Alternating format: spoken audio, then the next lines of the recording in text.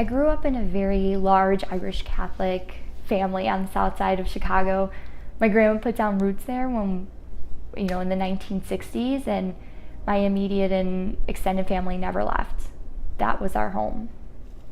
When I turned 25, I realized I needed something different. I didn't want to be born, live, and then die on the south side of Chicago. I wanted a new adventure.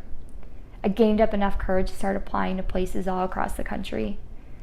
By the grace of God, a company in Denver, Colorado, presented me my dream job.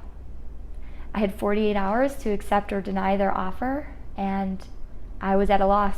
Thought it was everything I ever wanted, but I was so afraid of failing. I went to the three people that I trusted the most. One, first being my mom.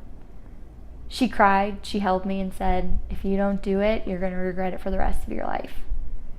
Second person I went to was my dad. A little less supportive.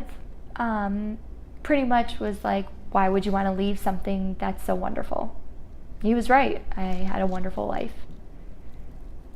Then there was my boyfriend, Will. Not very supportive of Denver.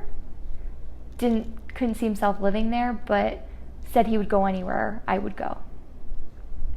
So I slept on it, thought about it, and I decided that even though I was so afraid of failing, I was going to be more upset if I didn't at least try. So the next day I accepted the position. The following weeks I spent packing up my childhood bedroom, old, trophies and report cards and notes from friends. It was really tough, but I was ready. 2 days before I was planning on leaving, my boyfriend told me that he no longer wanted to go, and he had no plans of moving out there anymore. Heartbroken, I ran to my mom and said, I can't do this. My dad told me, back out, you can back out still, find another job in Chicago. I thought about it and I realized I can't let any person make up this decision for me. I have to do it because I want to do it.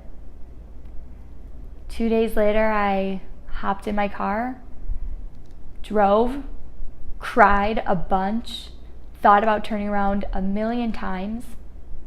16 hours later, I ended up in Denver, opened the door to my very first apartment, cried, smiled, and realized that I was home.